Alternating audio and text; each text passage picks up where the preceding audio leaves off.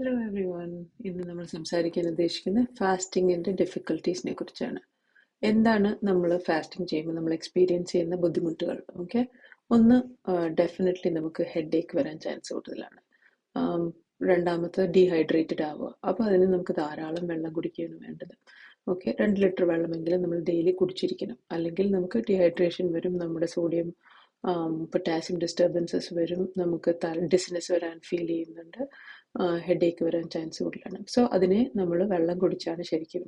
പിന്നെ ഈ sodium potassium disturbances correct ചെയ്യാൻ വേണ്ടിയിട്ട് നമ്മൾ ഒരു പിഞ്ച് സോൾട്ട് ഇട്ടിട്ട് വെള്ളം കുടിക്കുകയാണെങ്കിൽ അത് നമുക്ക് നന്നായിട്ട് ടയർഡ് ആവാതിരിക്കാനുള്ള ഫീലിംഗും ഉണ്ടാവും, അതും മാറ്റിക്കിട്ടും. ഓക്കെ, രണ്ടാമത്തെ കാര്യം എന്ന് പറയുന്നത് മെയിനായിട്ട് പീപ്പിള് ഗോ ത്രൂ ചെയ്യുന്ന കോൺസ്റ്റിപ്പേഷനാണ്. സോ നമ്മൾ ഭക്ഷണം കഴിക്കാതിരിക്കുകയാണ് ഫാസ്റ്റ് ചെയ്യുമ്പോൾ, വെള്ളം കുടിക്കാതിരുന്നാൽ ഡെഫിനറ്റ്ലി കോൺസ്റ്റിപ്പേഷൻ വരും. അപ്പോൾ ധാരാളം വെള്ളം കുടിക്കണം. അല്ലെങ്കിൽ ഡെഫിനറ്റ്ലി നമ്മളൊരു കാര്യം ചെയ്യേണ്ടതെന്ന് പറഞ്ഞു കഴിഞ്ഞാൽ, നമ്മൾ എൻഡ് ഓഫ് ദ ഡേ നമ്മൾ എന്താ ചെയ്യുന്നത് വെച്ചാൽ ധാരാളം ഫൈബറുള്ള ഫുഡ് കഴിച്ചു കഴിഞ്ഞാൽ ഇത് കറക്റ്റ് ചെയ്യാനായിട്ട് ഭയങ്കരമായിട്ട് പറ്റും. ധാരാളം വെള്ളം കുടിക്കുകയും വേണം. രണ്ടാമത്തെ, ഷുഗറുള്ള ആൾക്കാർ, ഇൻസുലിൻ ഒക്കെ എടുക്കുന്ന ആൾക്കാർ ഫാസ്റ്റിംഗ് ചെയ്യാൻ പറ്റുമോ ഇല്ലയോ, അല്ലെങ്കിൽ അവരുടെ ഷുഗർ കുറഞ്ഞു പോകുന്നില്ല.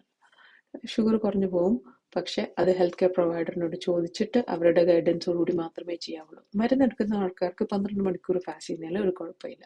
ഓക്കെ, നാലാമത്തെ കാര്യം എന്ന് പറയുന്നത്, മെയിൻലി പീപ്പിൾ എക്സ്പീരിയൻസ് ചെയ്യുന്ന ഒരു കാര്യം എന്ന് പറയുന്നത്, നമുക്ക് ഫാസ്റ്റിംഗ് പ്രൊലോങ് ചെയ്യാൻ പറ്റാത്ത എന്തുകൊണ്ടാണെന്നുള്ളത്. നമുക്ക് 12 മണിക്കൂർ നല്ല പ്രോട്ടീൻ റിച്ച് ആയിട്ടുള്ള ഫുഡ് കഴിച്ചാൽ നമുക്ക് പ്രൊലോങ് ചെയ്യാൻ പറ്റും. ഓക്കെ, നമ്മുടെ പ്രോട്ടീൻ റിക്വയർമെൻറ്റ് നല്ലതായിട്ട് നമ്മൾ കൂട്ടണം, എന്നാലേ നമുക്ക് ഫുള്ളായിട്ട് ഫീൽ ചെയ്യുള്ളൂ. നമ്മുടെ ബോഡിക്ക് വേണ്ട റിക്വയർമെൻ്റ് ആണത്. ഓക്കെ, അതിനെക്കുറിച്ച് നമുക്ക് പ്രോട്ടീനെ കുറിച്ച് നമുക്കൊരു ദിവസം പിന്നെയും സംസാരിക്കാം അതിനെക്കുറിച്ച്. തേർഡായിട്ട്, ഫോർത്ത് കഴിഞ്ഞ് ഫിഫ്ത്തായിട്ട് നമ്മൾ ഉറക്കമില്ലായ്മ. ചിലർക്ക് ഭയങ്കരമായിട്ട് ഉറക്കമില്ലായ്മ വരും.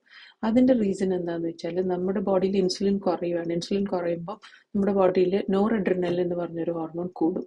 അപ്പം അതൊരു എക്സൈറ്റിംഗ് ഹോർമോണാണ്. അത് നമ്മൾ ചെയ്യണമെന്ന് വെച്ചാൽ രാത്രി കിടക്കുന്നതിന് മുന്നേ നമ്മൾ ഒന്നുമില്ലെങ്കിൽ നമ്മൾ കാം ഡൗൺ ആയിട്ട് നമ്മുടെ ഡിവൈസസ് എല്ലാം മാറ്റി വെച്ച്, അല്ലെങ്കിൽ ഡെഫിനറ്റ്ലി ഒരു കാമർ കൂളർ എൻവയോൺമെൻറ്റിൽ കിടക്കുക, ചെറിയ മ്യൂസിക് വെക്കുക, അല്ലെങ്കിൽ സ്ലോലി മെഡിറ്റേഷൻ ചെയ്യുക. അങ്ങനെയാകുമ്പോൾ നമുക്ക് സ്ലീപ്പ് തന്നെ വരും. ഓക്കെ, സോ ഇതാണ് മെയിനായിട്ടുള്ള ഡിഫിക്കൽട്ടീസ് നമ്മൾ ഫേസ് ചെയ്യുന്നത്. സോ ഇത് ടാക്കിൾ ചെയ്യാനായിട്ട് നമ്മൾ ചെയ്യേണ്ട കാര്യങ്ങളും ഇതാണ്. നമ്മൾ ബോഡിയിൽ ടയർഡ്നെസ് ഫീൽ ചെയ്യുന്ന ഒരു നോർമൽ കാര്യമാണ്. അത് ആലോചിച്ച ആൾക്കാർ, അല്ലെങ്കിൽ ഡിസ്നെസ് വരെയാണ്, അതിനെ ടാക്കിൾ ചെയ്യാൻ ഈസിയർ വഴി ഉപ്പിട്ട വെള്ളം കുടിക്കുക എന്നുള്ളതാണ്.